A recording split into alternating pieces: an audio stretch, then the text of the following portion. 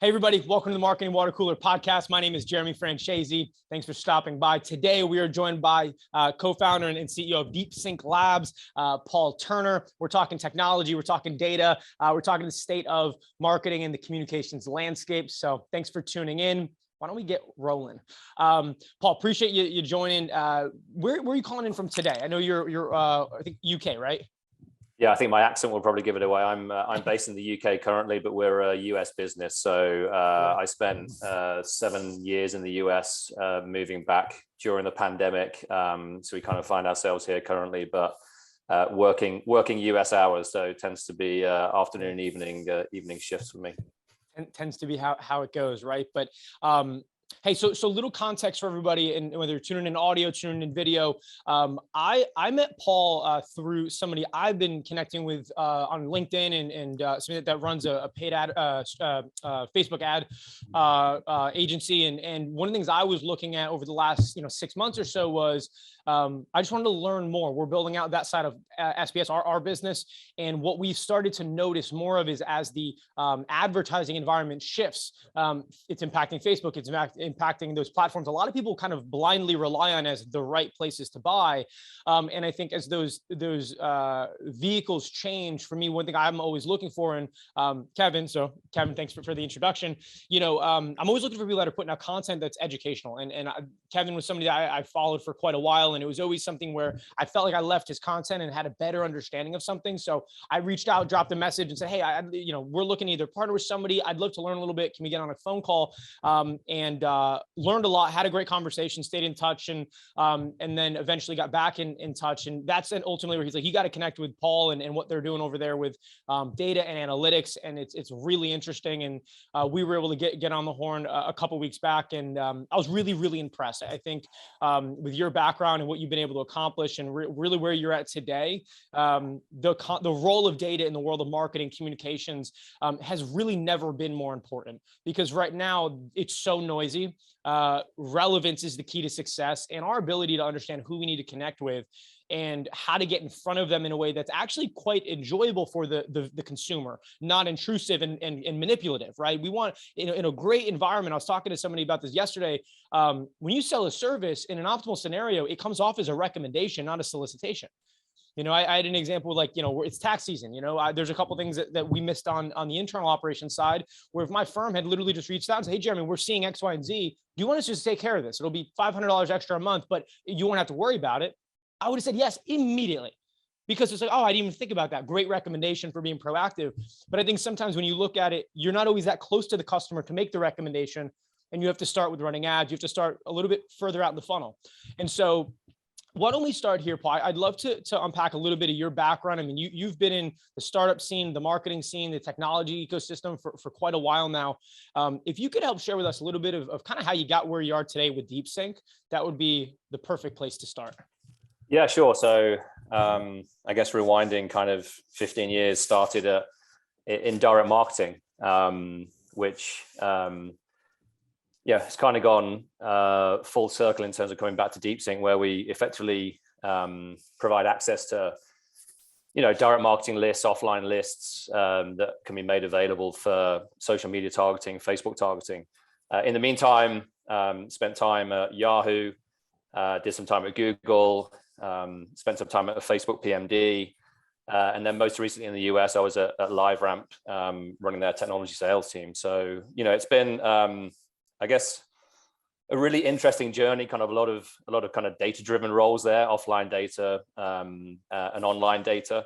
And again, I think what's fascinating about DeepSync in terms of providing access to privacy-safe audiences for activation in online channels is that really brings together kind of some of the skills and techniques of the offline data marketers who've been doing this for decades, with kind of what's required now in kind of the online world, an environment where third-party cookies are going away, where I think there's a lot more focus these days on kind of privacy and compliance, and rightly so. So I think for me, and I'm sure kind of a lot of the founders you talk to, kind of the journey is kind of culminating in hopefully what is the sort of the right role in the right company with the right offering, based on a range of experiences. So so yeah, we're excited to be here, and kind of certainly excited to see the traction so far.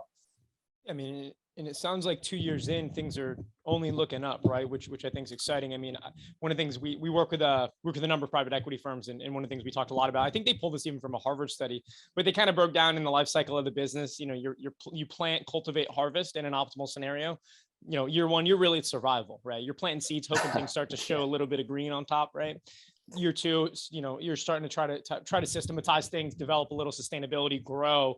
And then at some point within that 4 to 6 year range, depending on what business you're in, obviously, that's where you can start to look at things and hopefully start playing the role you actually want to play, right? Where you're able to make select key decisions and make sure that the culture is where it needs to be, the product is where it needs to be, so on and so forth. And so I want to pull back. You shared in that kind of in just the background of, I'm curious from your point of view, like how did working in a search engine, at a search engine, how did that change or influence your point of view on marketing? Because I've talked to some folks that have worked at a Google or worked at a Yahoo. They've worked in an environment where the entire business is essentially an ad product, right? Right.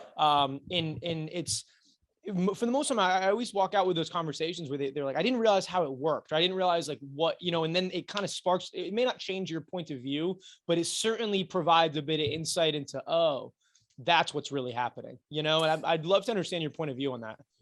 Yeah, I think when you kind of, when you see the scale of companies like Yahoo, you know, certainly back in the day, and obviously Google and the ad stacks that these companies have built, I think what's fascinating is that they combine kind of a high degree of usability and accessibility with really powerful algorithms and obviously data processing capabilities, but they do it in a way that's consumable for the advertiser that's spending $40 million a year, or the advertiser that's spending $40 a year, right? And I think that's what's fascinating about these big guys, and I'll kind of include Facebook in there, in the sense that they make advertising easy through a combination of obviously mass scale, but also UI UX that is effective and accessible, as well as data solutions that drive performance across millions and millions and millions of advertisers. And actually, I think, you know, for me, what's fascinating is the open web, as I'll describe it. The kind of the rest of ad tech really struggles with that. I think the rest of ad tech really struggles with anything outside of the Fortune 500, simply because it's hard to scale, it's hard to build the kind of the data scalability, as well as the kind of service model. And so, you know, working at Google was a really positive experience in a number of ways, and you know, I think there's a lot to learn from that. Again, they're kind of in a state of flux, certainly on the ad tech side, as is the rest of the industry, and you know, time will tell how their stack kind of shakes out. But I think you know, I think they do a lot of things right, and as do Facebook, in terms of providing a platform for any advertiser of any size to try to derive effective marketing outcomes, and I think there's a lot to learn from that. Yeah, I mean, you know, I know what I'm good at. I'm, you know, when I look at stuff like that, it's kind of mind-boggling sometimes to think about, because you're spot on. Like, you know, there are companies spending millions and millions of dollars a month. And then you have the small, you know, the 26 million small businesses in America alone, right? That are spending maybe, you know, the common question, you know, this is how you can always kind of tell a little bit to me of like what kind of organization we're working with. If you ask somebody what's the budget, and they kind of have like, what do you mean? You know, like, we don't have a budget. We're just going to spend whatever we can hopefully afford, right? But it's like, how do you have a product that can work on both sides? And from that standpoint, not just work, but be intuitive. You know, like, you know, there was a point in SBS where we were looking for like different tools for data and analysis, but it was more so along the lines of understanding consumer behavior, not to enable more effective media buying.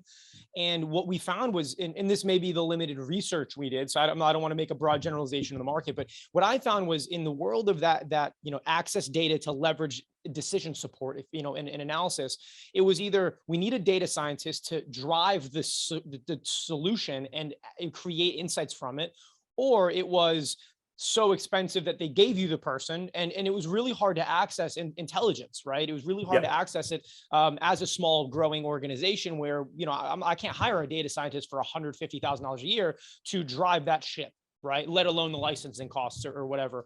And so I think from the standpoint of buying ads, I think a lot of businesses are pretty intimidated when they don't have a media buying team. It's also really hard to hire media buying, you know, paid, you know, because it's, to be honest, it's hard to know if they actually know what they're doing or not. Right. If you work on a big team, you got 15 people, we had this campaign that worked, you know, you almost don't know until you let them run, you know? Yep.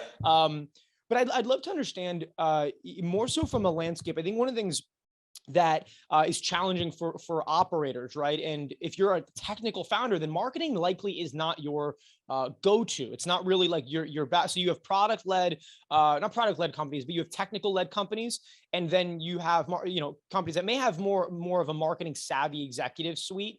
But one of the challenges is kind of understanding how to enter the conversation. And there's organizations that are like, we do tons of competitive analysis to understand what's happening, how to position ourselves. There's others and this is kind of more my philosophy. I'm like, know what's happening, but the reason we helped a private equity firm raise $100 million was because we just understood that the investor needs to look at you like the only option. And we just did to understand, how do you make decisions? How do you arrive at your judgment? What makes you good at building the engine and analyzing risk? And if they understand that and you've delivered it in a personable way through a consistent content strategy and the right channels, then you'll have opportunity because they'll trust you, right? Yep. And hopefully you have something unique and special. But I think at large, it's understanding, like, how do I start? And running ads in a lot of businesses is such a high risk thing, because if it doesn't work in 1 month, they're like, oh, Facebook broke, right? Yeah. I'd love to understand your point of view, Paul, on how the communications landscape, if we want to wrap it up in that bow, as opposed to marketing and advertising and branding and siloing everything, how it's evolved as really information has become more available online. Since you've come from more of an ad tech search engine, it's exploded over the last 20 years, right? And now we're at a point where buyers can kind of get whatever they want, as long as companies are willing to share the information. The question is, where are they getting it from? And I'd love to unpack that a little bit, because I think that's a part where people are still operating on a 2007 playbook of Salesforce got big because of this strategy, or HubSpot blew up because of this. And those are great strategies, but the world has changed, and it's understanding how to play the game today. Yeah. So I think, I think just coming back to kind of the world today, I'd say there's definitely a difference between kind of core marketing principles of, the right message at the right time to the right user, versus kind of having to be in the weeds and knowing how to kind of pull all of the levers within the platforms themselves. And so I think, when we talk to clients, we mainly focus on the former, which is who you're trying to target, what are you trying to sell, and kind of what are the best channels to find them. And obviously it just so happens that channels like Google and Facebook have huge reach, and so they tend to be the sort of the dominant ones. But I think certainly what's changing is a lot more focus on first party data.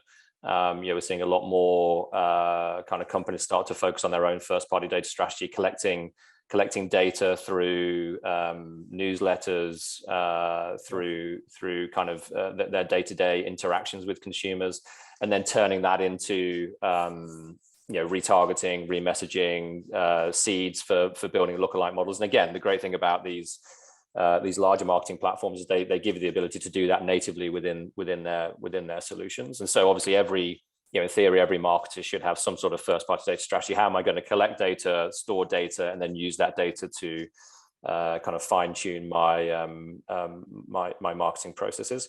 I think the challenge still, though, is that, whilst I think the industry at large is talking about first party data, for the vast majority of marketers, that's still going to be relatively small. We're still talking about potentially email lists in the hundreds or maybe even thousands. And so, when you have marketing objectives and goals to hit, there is still this element of, well, we need to find prospects. We need to go and find people to work with. And again, there are a range of ways you can do that. But coming back to the original point I made, if you know who your target market is and you know broadly where to find them, then ads and amplifying content in those channels where those users can be found is obviously still incredibly important. And I think that's where I guess from the space in general, we've seen a lot of flux recently where obviously third-party cookies are going away, so that limits your ability to kind of retarget at scale across multiple platforms using third-party IDs. By the way, like, it's because it's not an insignificant event, right? When you think about just the evolution of the last 15, 20 years, like this is, I think there's a significant amount of people that just don't really know what they're saying. Oh, no more. I don't have to click allow anymore, right? Yeah. I don't have to give permission for people to, but what does that mean from where you look at things? Is it a Yeah. good step in the right direction? Is it, just what it is and it's just part of business and commerce? Well, I think part of the challenge is that, the ad tech stack, effectively, or was effectively designed kind of 20 plus years ago, and it was built on the back of kind of cookies and pixels, and then you end up in a world where you have kind of piggybacking and kind of multiple cookie syncs, and I think it just grew too big, and it obviously certainly grew too big for the regulators, and in a world of kind of GDPR and CCPA, I think from a compliance point of view, clearly something was going to happen there, and so. I think what that means is that, again, there's now a lot more focus on first party data, collecting your own data, or even leveraging relationships with companies that have access to first party data at scale. And obviously, I think, a lot of us have heard the word or the phrase kind of walled gardens, but essentially what the walled gardens are doing is they're creating almost like complete advertising environments or marketing environments where you can push data in, you can run all of your ads and all of your ad spend, and then you can effectively look at results within that walled garden. So instead of having this kind of like open web of millions and millions of sites connected via cookies and kind of anonymous signals in most cases, you're going to have 40 or 50 walled gardens where they're going to be happy for you to push first party data into those platforms for targeting and messaging. So I think, coming back to the question, I think, change is probably inevitable at some point. It's a pretty fundamental change for some businesses. But I think overall, it's probably a good thing from a kind of consumer privacy point of view. And it also forces us to adapt and evolve and innovate. And I think the ad tech world in particular has been very good at that over, again, a 20-year period. Yeah, that makes a lot. It makes me think a lot back to, I wouldn't say the event is similar, but from a advertiser's point of view, it was, people built businesses off of Facebook pages, and then they said, oh, you got to pay for reach. And they're like, but I have 1 million people that like my page, that subscribe to my content. They're like, yeah, it's okay. You're still gonna have to pay us, right? There's always that moment in time in the evolution of any product where they have to scale the product, and something, what gets them up and running doesn't mean they can sustain it. 100%. Look, I don't know what Uber costs are your side of the pond, but out in DC, it's much more expensive. Like those costs, it's not, whatever the economics are, it's getting more expensive. And I was talking to a buddy about, is it gonna keep being that? I'm like, yeah, you can't drive people around for $8. Right. Right, like there's just, I don't even need to be an economist. I don't need to look at the P&L. Like at some point, you can't be making 25-minute round trips, 30-minute round trips for $12. Yeah, it just doesn't work.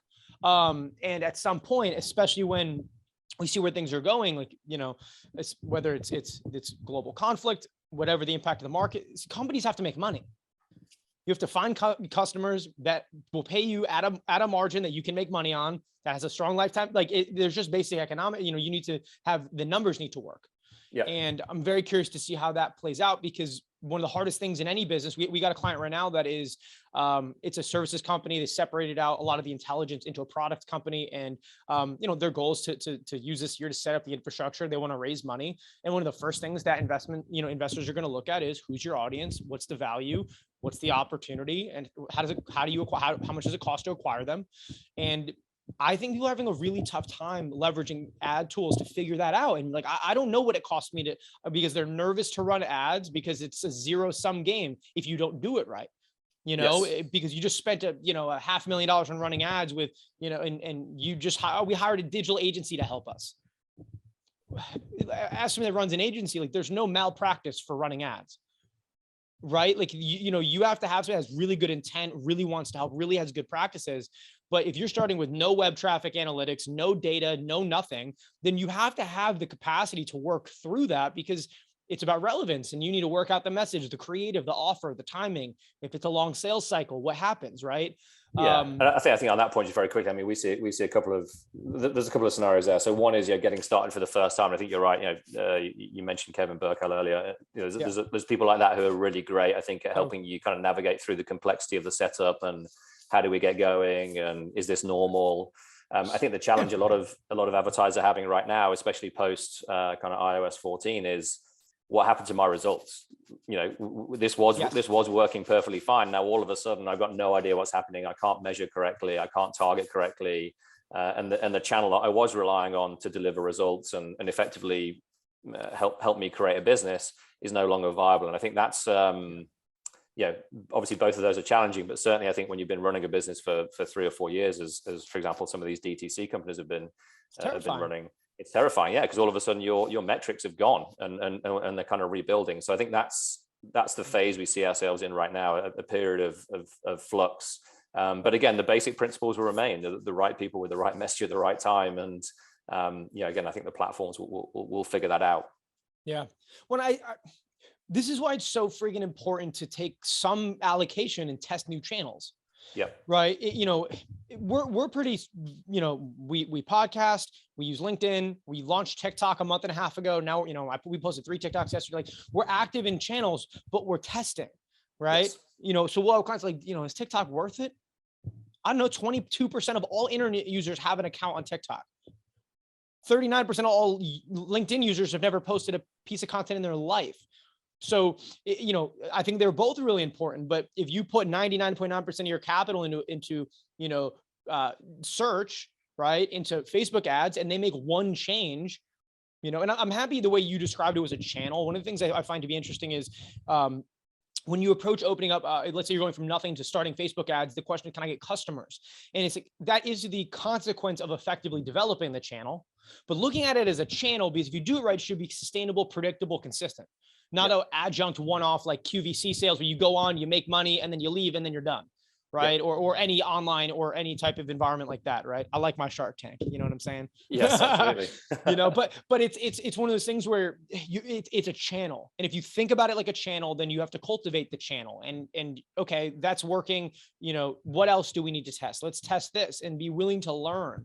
If you have a great team, it's a good opportunity to say, hey, here's $1,000.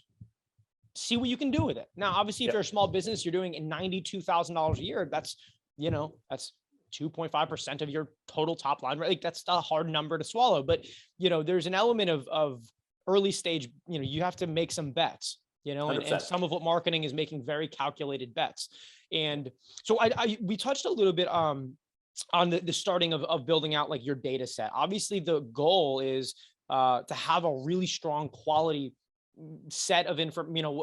I think that's also another piece that we don't need to dive too deep into. Is I think one of the challenges I've observed is owners making pretty binary decisions in small sample sizes, where maybe it's 1,000 pieces of information, or they spent $20,000 on ads, and then they're making definitive choices of this didn't resonate.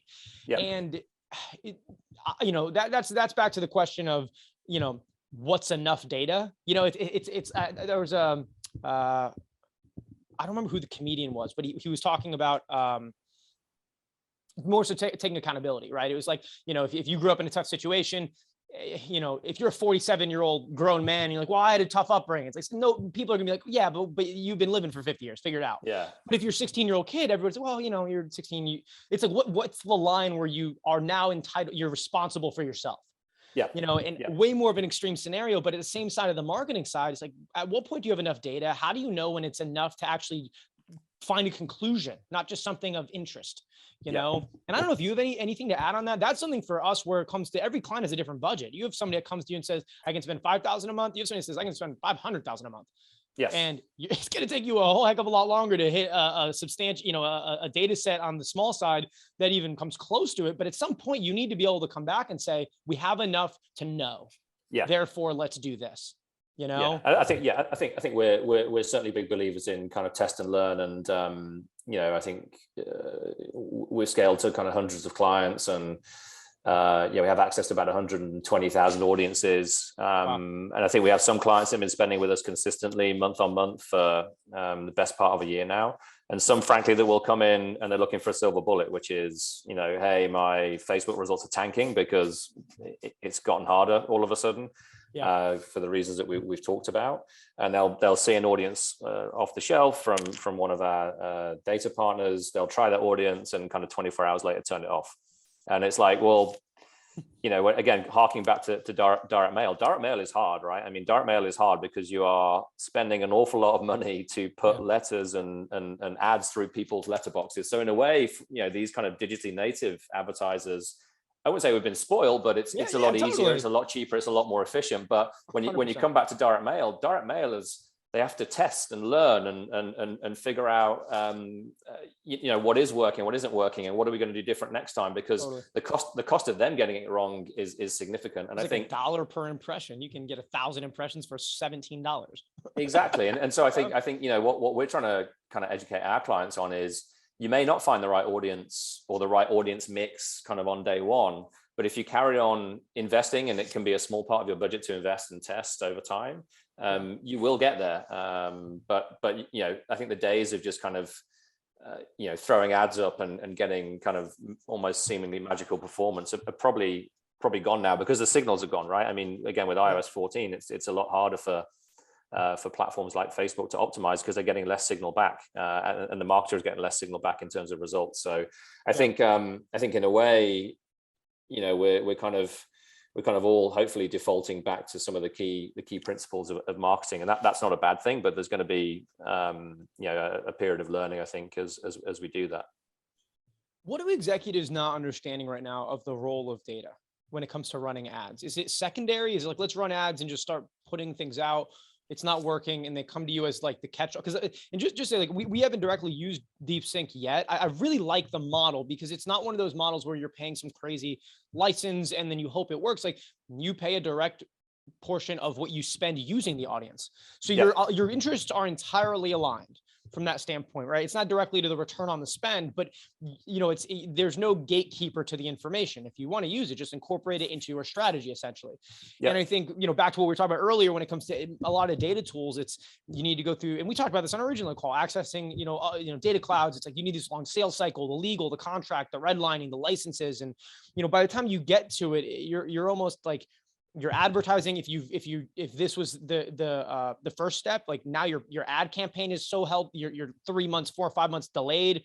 The whole thing, creative doesn't know when to do what they need to do. It just things take longer. And in the game of marketing, you need to move, because things change fast. But to pull us back to the original question, what don't executives today understand about the role of data, right? There's no, chief data officer. It's not like there's no, internal lobbyist that's like, this has to happen, unless that executive in the C-suite, or that marketer, or that maybe it's a CEO who just understands. But if they don't get it, they don't get it. And I'm very curious, given you guys have enough, 100-something clients, what you're seeing that's consistent of like, this is not how to look at this in a way that's productive.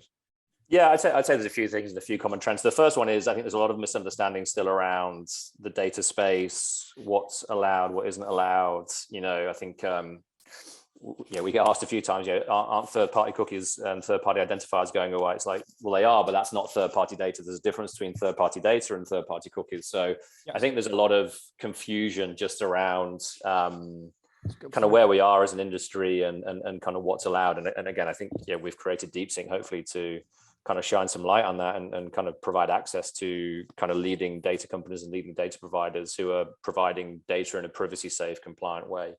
I think the second piece, which is kind of more when you get into the system, is what kind of data should I be looking for? Again, there's let's say 100+ data providers. They all have different methodologies, different way of collecting data, different way of creating data segments. Some can build more custom segments, some are deterministic, some are building models. And so I think there's a bit of kind of navigational help there, which is, okay, great. I see the value of adding, for example, third-party data to my campaigns, but now I just don't know which provider to work with. And I think we've seen that feedback over 6 to 9 months, and we just launched a data advisor service to give people the ability to ask the questions. Hey, I've got this sort of campaign with these kind of objectives. What kind of data would you recommend? And obviously we can make some more targeted recommendations. And then I think the third issue is, once you've done all that and you've got the data ready to use, is coming back to kind of one of your points, is, are you setting the campaign up properly for success? And are you willing to invest the time in testing and learning and iterating and whatever else? So I think there's a job for all of us there, but I think from our perspective, we're hoping to educate the market on what's allowed, what isn't allowed, what's out there, and again, the value of good quality data can have on your marketing outcomes, whatever channel that might be in. Yeah, makes a lot of sense. sometimes it's a recipe, right? It's like cooking, right? It's like, Yep. what ingredients do you need to build a great strategy and execute on it properly? We'll have conversations where they want like 95% of their spend to go to the ad, and they want $2 to go to building the messaging, the creative, and Yep. and then the data is then another thing. Like, well, what about the information? Building a lookalike, you can't add 12 contacts and then all of a sudden Facebook builds you this gold mine. Yeah. And I think there's I like cooking. I think it's it's an easy way to like look at the framework of it. And most of the challenge of cooking is the prep, right? And then it's just go to work. And I think in this environment, it's very similar. Of when you skip the steps in the prep, whether it's neglecting to do great customer research to really understand how to resonate, like back to the private equity example, we didn't run any ads to do it. And that's why we're happy with the results, because it was organic. Because I joined on a dozen of their conversations with investors and felt how they responded to information. I knew exactly I knew why they weren't moving. I knew the lack of confidence. I knew exactly what we needed to do. And we built the exact creative we needed to over a consistent period of time. So where now they'll get emails that are cold that they'll get on, hey, how'd you find us? We found you on LinkedIn. We love the content. I got to understand how you make, like it was, but that said, LinkedIn may not have great organic reach long-term. So when it comes to ads, the same mindset can have, but if you skip customer research because you just want to, I think advertising is one of those hard things where you have to let your ego go a little bit of what do I want to tell the world versus what does the world need to hear to feel heard? Yes. Right. And it's a hard thing to do when you do it in committees, when you got 19 people involved in it, Yeah, absolutely. I saw a post on LinkedIn the other. I don't remember who shared it. Maybe it was Dave Gerhardt, but it was like, it was, I think it was like a meme, but he kind of joked around with, this creative lacks a singular voice. And then it's like, ... There were 17 people involved in it. I can believe it.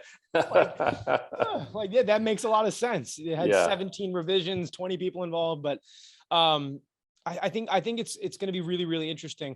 For those that, to drill into the educational side, for those that don't understand the difference between third-party cookies, third-party data, can you break it down for us a little bit and just help us understand really, what that means for people?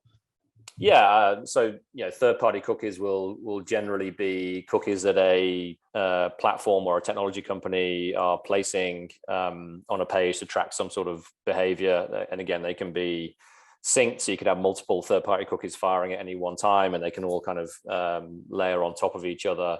So obviously, historically, that's been very valuable from a tracking and measurement point of view, and also for some form of audience creation and kind of audience targeting. Third-party data has been around for decades. Again, I come back to the direct marketing example. Third-party data has been used in direct marketing for decades. Certainly since the 60s, and that's kind of evolved in sophistication over the years.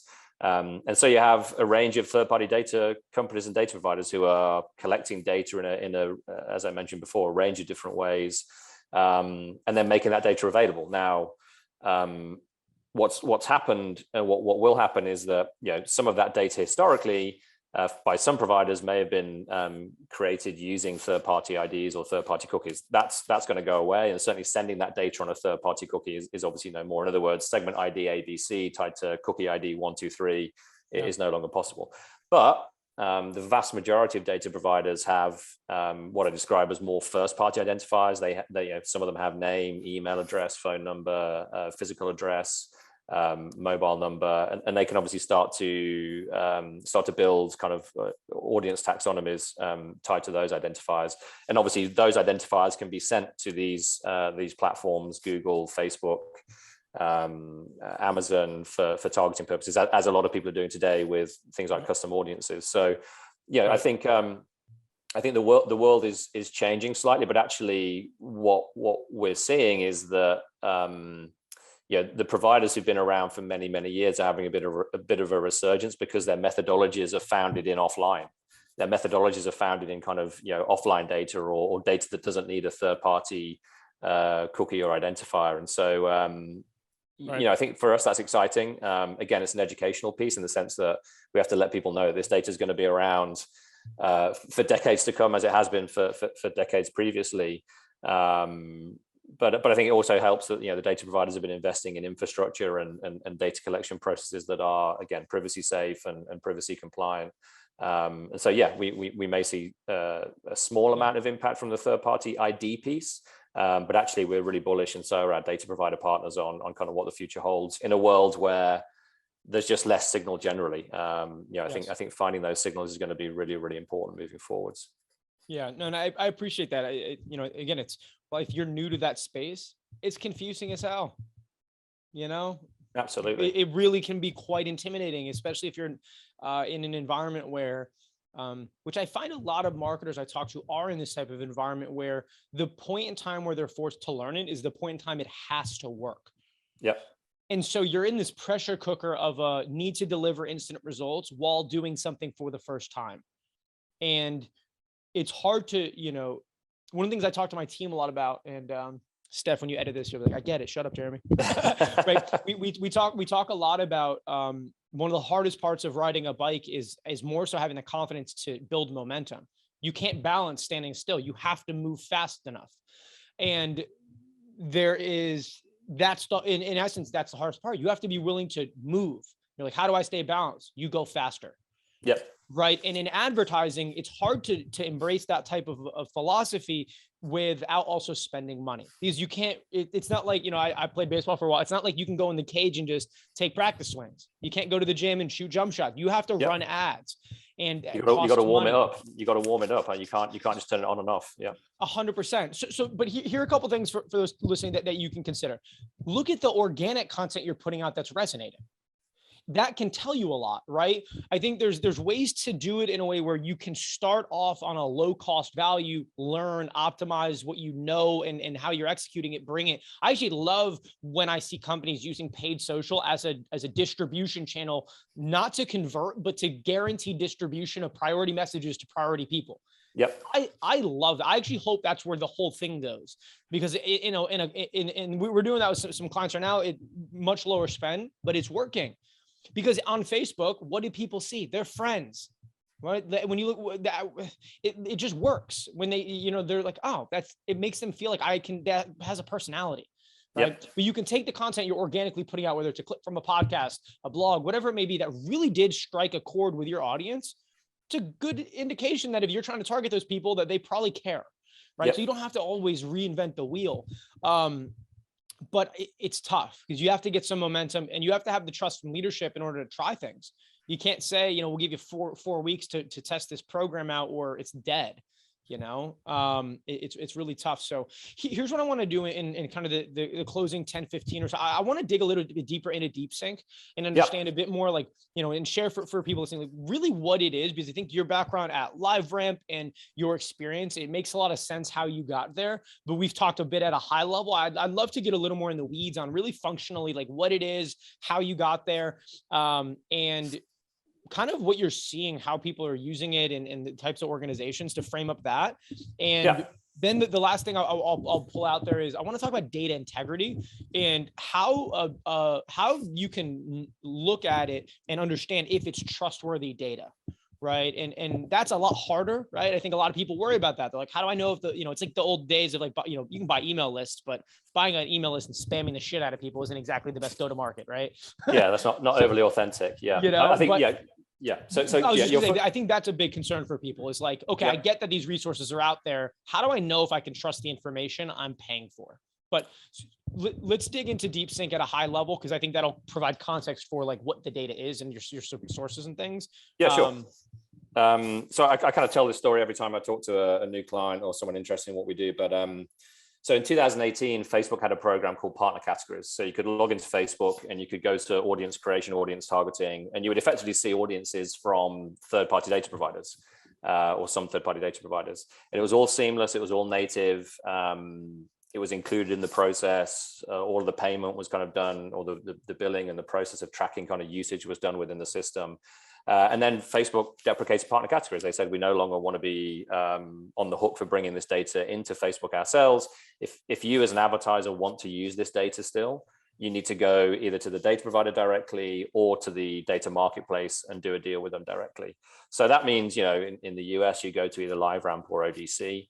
But the reality is, the sort of the conundrum there is there are millions of advertisers on Facebook, and LiveRamp and ODC really only have the capacity to work with the top spending 1,000, 2,000. So as I was kind of leaving LiveRamp, I kind of thought there has to be a better way to almost democratize access to this data. This data has been valuable historically in multiple platforms, not just Facebook, but a lot of the leading platforms, whether that's social or programmatic. It's been used to good effect by advertisers at scale. And so we set about partnering with ODC and partnering with LiveRamp to start to make this data available to the masses. And what that means is an easy kind of account creation process. For the majority of our clients, it means paying on credit card, which is obviously highly scalable for us and means we don't have to spend a ton of time chasing invoices and making sure that the data providers get paid. And it means kind of a degree of automation around kind of making those audiences available and easily distributed to kind of whatever social channel you want to activate them on. And so it's one of those things, I guess for most kind of people building a business, you have an idea, you kind of build an early MVP and then you kind of see what happens. And I think we were blown away pretty much from day one. It was kind of like, wow, there's a real hunger for this in the marketplace because people have been missing those audiences, whether they're auto intenders, whether they're kind of CPG based audiences or B2B audiences or financially based audiences. I think people were kind of looking for additional options, and so that's really kind of I guess grown organically, and we've seen a ton of success and a ton of continuing interest, again mainly from things like this, word of mouth, and kind of discussing some of the problems that we're seeing in market and why we believe third-party data is one of these solutions, not the solution, but one of these solutions that people should be testing. I think coming back to kind of trustworthiness, I think there's a reason that kind of we partner with the partners that we do work with, whether that's Oracle Data Cloud or LiveRamp or others, and that's because they have the right processes, they have the right controls, they have the right kind of reps and warranties to make sure that their data companies and their data providers are collecting and processing data in the right way. Having worked at some of these companies, I can tell you it's an incredibly efficient process to make sure that this data is collected at scale, but with the right level of permission and the right level of quality. And so again, our role in all of this is to say, we'll give you access to data buying options, data provider options. Again, it's usually down to the client to decide which data provider they want to work with. But I think through things like data advisor programs and whatever else, we can kind of guide people to the right provider with the right methodology for the right campaign objective. And again, we only want to work with the most reputable, sort of highest quality providers. That I will say that doesn't always mean that a single data segment will be the silver bullet, as we talked about earlier, but right. It does mean that you have access to privacy safe, high quality audiences to test and learn and kind of build that story over time. So we've been really, really excited to do that. And I think there's appetite on the data provider side as well to make sure that their story is heard, that people realize that this data is available. It is usable and it does work. And so we're trying to kind of connect the two, right? Connects the data provider with the high quality data and the data that works with the marketer that all of a sudden is seeing that their audience sizes have decreased, their audience buying options have decreased. And so I think if we can do that, we'll have a lot of happy people on either side. Yeah, it makes a lot of sense. And look, for a lot of small businesses, they don't have the time to deal with the army of legal and the business development, and it's a lot, but if they can just plug in and play with their existing ad campaigns, then the question is, what audience do they need? Not necessarily it's almost not even a purchasing decision anymore. It is, but it just makes a lot of sense because it's really hard to win on Facebook without good quality data, unless 100%. You have existing brand where people just already know you and have an affinity, or if you have a really built-in audience and you're kind of shooting fish in a barrel. But most of the people we're talking to right now are at early stage, and even getting to those people isn't exactly the easiest. Well, I'll come back to I think that the challenge right now, if you look at Facebook, a lot of the recommendations are, go broad for prospecting, set up broad targeting campaigns for prospecting, and then obviously keep building on lookalikes and retargeting with custom audiences. I think the challenge there is that's going to work for maybe your DTC brands or the sort of companies that selling t-shirts, because Facebook will do an amazing job of finding the pocket of users that will click on the ad where it resonates and will drive through to purchase. But I think, great example, if you're a B2B advertiser and you're trying to find decision makers in companies of 50 to 1,000 employees in these kind of industries, most platforms don't have that data now. They don't have that signal. And so I personally don't believe that broad targeting works for those kind of campaigns. And auto is another example. You might be an auto dealership that wants to run a campaign targeting drivers of a certain make or brand of car whose lease is expiring. And again, the platforms themselves don't have those signals. And so they might still be able to, optimize campaigns on a broad basis, but there's a lot of wastage there. And I think, for me, I think the power of these platforms is going to be around the strength of their algorithms, finding kind of pockets of performance, but also having the ability to bring in highly targeted, highly specific audiences, hopefully from DeepSync that kind of supplement that prospecting in a really granular way. Yeah, absolutely. It's the question of, are you going to pay your way to try to organically build a data set that is through retargeting, or do you want to start several steps up in the chain and just bring the data in and then use that to refine? And I think especially for the B2B organizations, I mean, you don't need, I think this is one of the misconceptions a little bit that we lose track of is in the B2B world, you don't need to bring in 100 deals. If you're selling a $500,000 solution, your average customer value is $150,000. What you need to figure out is how to develop that channel to produce 20 deals a year. Yep. And it's like, obviously everybody wants 1,000 new customers at $1 million a pop and you go to the moon, right? But you're not selling $9 socks where the only way to stay in business is to sell 1 million units. Yeah. You know what I mean? Like it's just a different, and I think we can learn from the B2C space, from the creativity and the way they storytell and the way they really get down into the segmentation of who they're connecting with. I think they do a great job of that. Whereas B2B, it's called what it is. A lot of it's real boring. Yes. Real dry, right? They're like, look at our case study, and they're running that as the top ad of like, they're not aware of the problem. They're not aware of the category. The case study means nothing to them because they're not even aware of needing to solve something. So you giving them social proof before they're even aware of there being an issue doesn't make any sense. Right. That doesn't mean that that's not a useful tool at some point in the campaign, but I think, again, it gets back to the original piece. And one of the things we're pretty loud about is think less about amplification and think more about communication. It's human to human engagement, right? If we're just screaming into a microphone of the world every time we want to run an ad, it makes sense that most of the people are going to cover their ears and move along. Right. Yeah. And I think, I don't know if you've seen it on your side, but there's obviously been a ton of investment in the last 3 or 4 years in ABM, account-based marketing platforms. There's been probably 4 or 5 of these that have kind of broken out, and they're now offering high quality B2B data anywhere. So you can go into these platforms, you can define your audience, and they effectively say, okay, we'll find this audience on Facebook, we'll find it on LinkedIn, we'll find it on kind of the open web. The challenge there again is that the ABM platforms are built for big enterprises. They're built for people that are prepared to pay high minimums to access these tools. And again, Absolutely. For the vast majority of B2B marketers, then they're not going to do that. Certainly up front, they want to see, does it work? Is it worth our time? And again, that's where I think our job as DeepSync is to bring the data sets to bear, to say, hey, the data's there, go out and test the data without maybe some of the constraints of, again, long-term contracts or minimum. So it works, it does work. I think it's the way the world is going, but coming back to the point you've made, you've got to kind of get on the horse almost and kind of, start testing and learning now, because it's the only way to kind of build a funnel that works. I mean, again, coming back to newsletter subscriptions and all that sort of stuff, they can often be outcomes of having really high quality upper funnel prospecting campaigns and audiences. And so get that piece right, and you drive efficiency all the way through the process. So early days, but some encouraging signs. I mean, I think it's exactly where it's heading. And the obstacle is the point of view from the executive outward. The world of the data is not going anywhere. It's just how you get it, how much you can trust it, and the method by which you're able to access and utilize it. Right? Yep, is there red tape? Is it turnkey?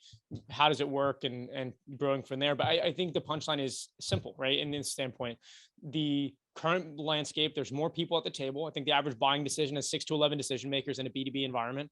They're doing 35% more independent research during their evaluations, up from 5.1 information sources to 6.9, give or take. This is a Gartner study. And they're out of that pie of 100% of the time of buying, looking to solve problems. 15% of it is reserved for actually meeting with vendors. 85% of it is independent research, buying committees, speaking with peers. So when you look at it, if you're one of 5, vendors, you have 3% of their time. That's basically 3 days out of a 90-day buying cycle. And so I think the challenge is if we can rethink how we use paid ads, we rethink how we communicate as, let's enable a confident decision maker. Let's help them mobilize change by being aware of the problem, understand how to approach solving it, the ways they can do it, because not everybody wants to take the same, red pill, blue pill, right? How do you want to approach it? We use these channels as a way to enable great decision-making, because again, back to our original conversation, the original point is when you can really help somebody, it comes off much more of a recommendation than this conversion-based solicitation in a news feed. Yep. It comes off as, man, I'm having a hard time with my manual workflows need to be more digital. Our security posture is not where it needs to be. This is the right place, the right time. I'm going to bring them in because I trust them. Right. Yeah. And it comes down to, a mindset more than anything. Like if you believe that is not the state of the market, you're probably going to have higher customer acquisition costs. It's going to be harder because you're battling upstream, same thing with using data. Yep. If you can get a head start, it probably makes a little bit of sense. Right. 100%. Paul, little minute to plug or so on your end. I mean, with website, what you got going on, anything that's kind of looking ahead. I mean, that you want to kind of bring to the surface. Would love to give you a couple minutes just to give us a little insight on what's cooking on your side. Yeah, sure. So I think deepsinklabs.com is the website. You can go there, create a free account, browse audiences, check out, and as we said, you only pay for what you use. So it's really a great way of starting to test some additional data options. I think what we're really excited about is kind of the next version of what we've built is kind of more data modeling and more insights. So I'm hoping by kind of May, June, we'll give clients the ability to either report on their existing customers or existing first-party data. So what kind of demographics, what kind of interests are we seeing kind of across our existing customer list, but also then to build more bespoke audiences. Like I want this plus this plus this, kind of what does that audience size look like? So we're really excited about that because I think we work with some really savvy advertisers that have been doing this for a while, and I think they probably want more configurability. Right now, it's a lot of off-the-shelf data, and obviously we work with some of our data provider partners for more custom requests. But I think putting some of that control in the hands of the client is going to be really interesting because I think some of them want to play around with the mechanics and build their own models effectively. So yeah, hopefully by the summer we're going to be there with that, and that's hopefully going to be a bit of a game changer. Good. No, I love it. I mean, look, mechanics need to go to work with a box of tools. Advertisers need the same thing. Everybody needs to go to work with resources, no matter how good you are. But Paul Turner, thank you for joining with Deep Sync Labs. Everybody, thanks for tuning in the Marketing Water Cooler podcast. You guys know the deal. We'll be back for more very soon. Thanks.